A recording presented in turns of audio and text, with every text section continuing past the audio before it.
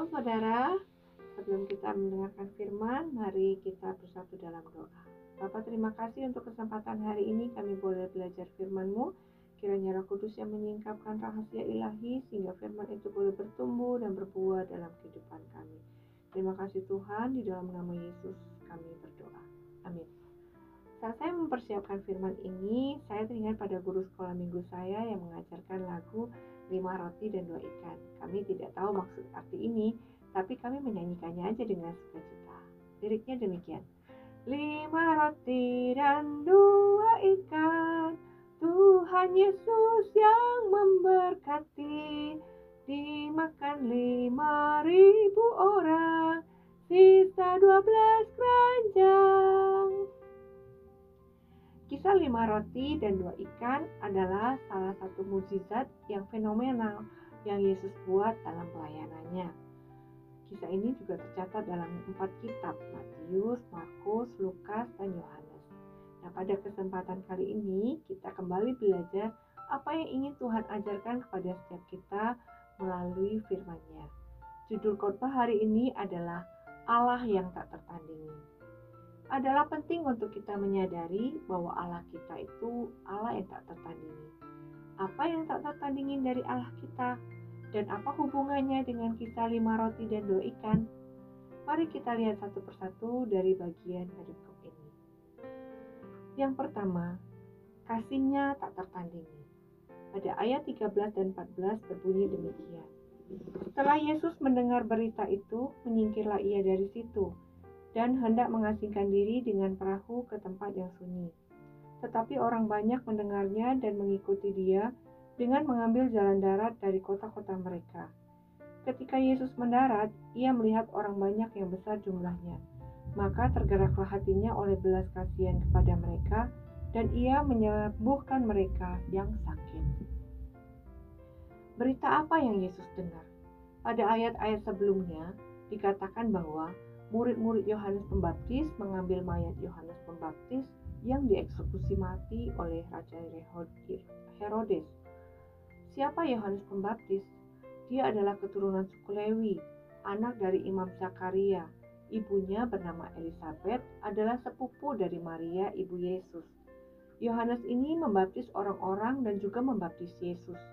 Yohanes adalah sepupu sekaligus sahabat bagi Yesus. Jadi kematian Yohanes Pembaptis sungguh menyentuh hati Yesus. Untuk itulah Yesus kemudian menyingkir dan hendak mengasingkan diri dengan perahu ke tempat yang sunyi. Juga dalam Injil Markus disebutkan bahwa Yesus mengajak murid-muridnya ke tempat sunyi untuk beristirahat sejenak. Sebab memang begitu banyak orang yang datang dan pergi dalam pelayanan mereka, sehingga makan pun mereka tidak sempat. Yesus ingin menyendiri. Namun, fokus Yesus kemudian tertuju pada orang banyak yang mendengar dan mengikuti dia. Kita bisa membayangkan kerumunan besar orang yang sakit, yang lumpuh, yang ingin mendengar dan mendekat kepada Yesus, yang berjalan menuju jalan darat untuk mengikuti perahu Yesus. Melihat penderitaan orang banyak itu, hati Yesus tergerak oleh belas kasihan.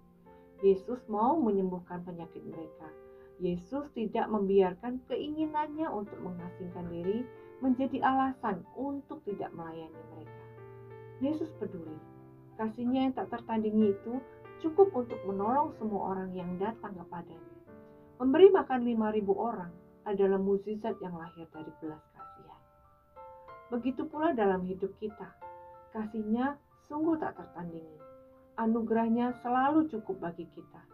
Yesus peduli atas apapun yang terjadi dalam hidup kita. Mungkin hari-hari ini kita sedang mengalami banyak pergumulan yang berat, sakit yang gak kunjung sembuh, persoalan hidup yang silih berganti tiada berhenti, dan kita merasa sendiri tanpa seorang pun yang peduli. Ingatlah bahwa ada satu pribadi yang sangat peduli. Ingatlah akan kasih-Nya yang tak tertandingi. Yesus tahu kesedihan kita lebih dari siapapun. Yesus mengerti penderitaan kita. Datang padanya, mendekat padanya, dengarkan dia. Dalam hadiratnya kita akan menemukan kasih, penghiburan, dan kekuatan yang kita perlukan. Bahkan lebih dari itu, Allah akan memampukan untuk kita peduli kepada orang lain yang di sekitar kita. Ketika dokter memvonis saya mengidap penyakit yang harus segera dioperasi, saat itu dunia serasa runtuh, saudara. Hidup rasa berat, putus asa, kecewa, marah sama Tuhan. Saya bertanya sama Tuhan, mengapa Tuhan mengizinkan saya mengalami ini? Apa salah saya? Saya sudah melayani Tuhan, saya sudah melepas semua pekerjaan saya. Saya merasa Tuhan gak adil. Saya marah pada hidup saya marah pada Tuhan. Namun di saat saya terpuruk, Tuhan utus hambanya, seorang hamba Tuhan yang sudah lama sekali tidak kontak dan tidak ketemu. Tiba-tiba datang ke rumah kami tanpa memberitahukan kedatangannya. Pada saat itu tanpa basa-basi saya ceritakan semua perasaan saya, sakit saya, keadaan saya, segala kemarahan saya dan kekecewaan saya kepada Tuhan. Beliau tidak berkata apa-apa, hanya selesainya saya diajak berdoa. Tiba-tiba perasaan saya yang meluap-luap itu berganti dengan ketenangan. Kedamaiannya meneduhkan saya. Itu mengalir di hati saya, membuat saya pada akhirnya bisa menerima keadaan saya dan sakit yang saya alami. Tuhan jamah saya dengan kasih-Nya yang tak tertandingi. Saya minta ampun, saudara. Saya salah sama Tuhan. Saya berserah, saya percaya Tuhan sanggup menolong saya melewati semua prosesnya. Dan sampai saat ini, sudah 2,5 tahun saya lalui. Saya bersyukur untuk keajaibannya yang dinyatakan melalui sakit saya. Dan melalui peristiwa ini, Tuhan mempertemukan saya dengan wanita-wanita yang lain yang mengalami fase tersulit dalam hidupnya, yang juga divonis seperti saya. Kesaksian hidup saya akan kasih-Nya yang tak tertandingin telah Tuhan pakai juga untuk menguatkan mereka. Yang kedua, tanggung jawabnya tak tertandingi. Di ayat 15-16 demikian firman Tuhan. Menjelang malam, murid-muridnya datang kepadanya dan berkata, tempat ini sunyi dan hari sudah malam. Suruhlah orang banyak itu pergi, supaya mereka dapat membeli makanan di desa-desa. Tapi Yesus berkata kepada mereka, tidak perlu mereka pergi, kamu harus memberi mereka makan. Mereka yang datang mengikuti perahu Yesus melalui jalan darat itu, tentu ada yang berasal dari tempat yang jauh. Di kitab Yohanes dituliskan bahwa Yesus berangkat ke seberang danau Galilea, yaitu danau Tiberias, dan orang banyak berbondong-bondong mengikuti dia karena mereka melihat mukjizat-mukjizat penyembuhan yang diadakannya terhadap orang-orang yang sakit. Lalu Yesus naik ke atas gunung dan duduk di situ dengan murid-muridnya. Waktu itu Paskah, hari raya orang Yahudi, sudah dekat. Dan ketika hari sudah mulai malam, mereka mulai lapar. Namun mereka tidak punya makanan. Kita melihat respon para murid dan respon Yesus yang berbeda. Kasusnya sama, saudara. Orang banyak, namun sudut pandangnya berbeda. Dan sudut pandang yang berbeda itu menghasilkan respon yang berbeda. Kita melihat dari ayat ini, di mana respon murid sangat berbeda dengan respon Yesus.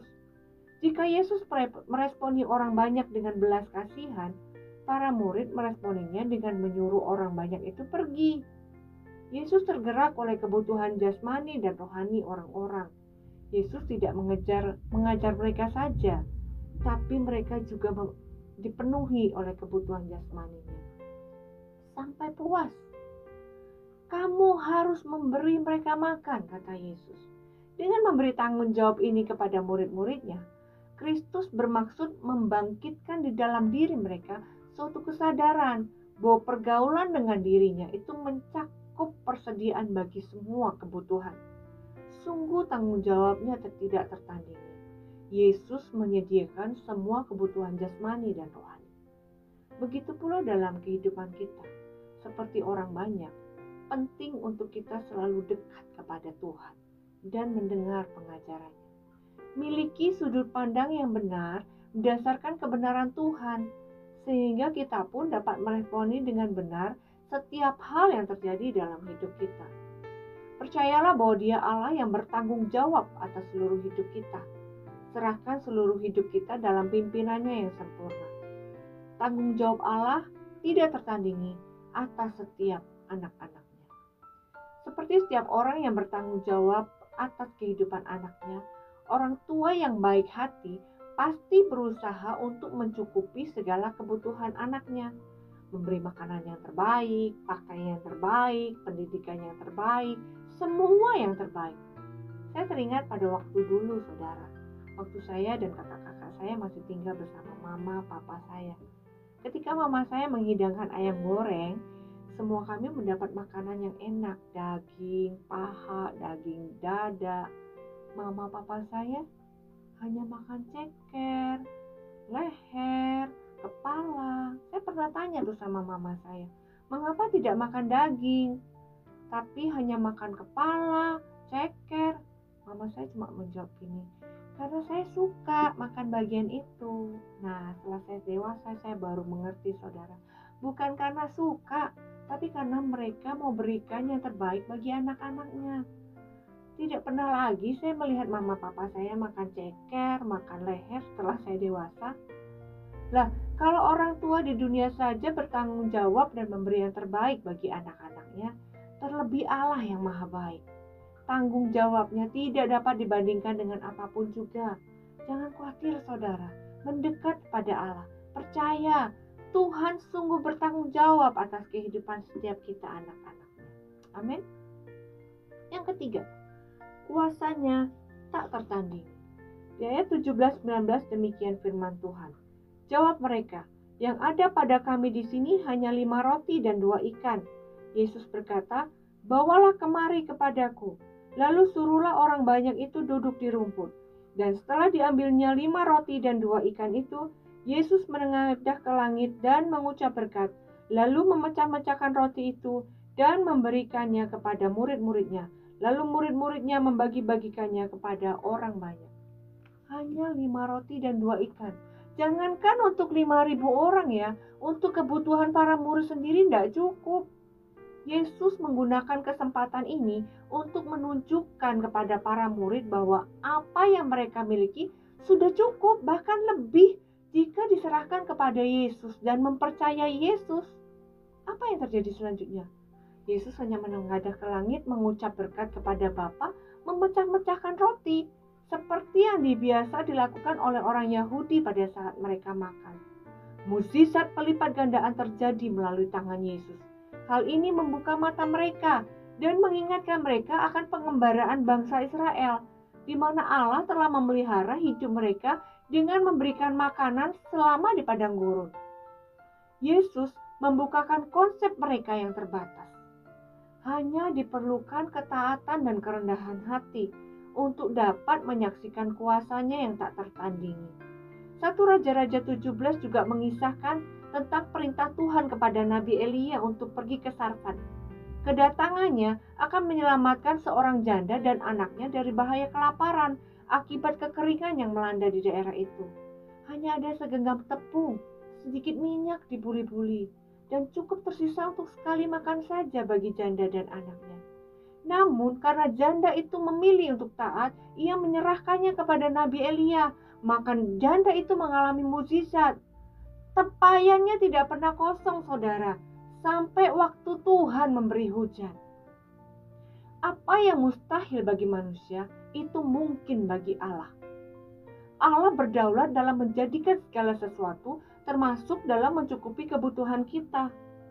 Hal yang terpenting adalah taat pada Tuhan dan menyerahkan segala sesuatunya ke dalam tangan Tuhan yang berkuasa. Ingat bahwa kuasa Tuhan kita sungguh tidak tertandingi. Amin. Yang berikutnya, yang keempat, berkatnya tak tertandingi. Di ayat 20-21 berkata, dan mereka semua makan sampai kenyang. Kemudian orang mengumpulkan potongan-potongan roti yang sisa, 12 bakul penuh. Yang ikut makan kira-kira 5.000 laki-laki, tidak termasuk perempuan dan anak-anak. Alkitab mencatat bahwa makanan yang tersisa itu sebanyak 12 bakul penuh. Bayangkan, hanya dari 5 roti dan 2 ikan yang diserahkan kepada Tuhan Yesus itu bisa mengenyangkan 5 orang saja, belum termasuk wanita dan anak-anak. Dari kelaparan menjadi kelimpahan, Tuhan memberkatinya menjadi berlimpah-limpah. Nah, ketika kita menyerahkan apa yang kita miliki kepada Tuhan, maka Tuhan yang akan memberkati kita, saudara. Jika burung pipit di udara saja Tuhan pelihara, terlebih lagi kita anak-anaknya. Berkatnya itu tak tertandingi, seperti biaya operasi saya waktu itu yang besar, saudara.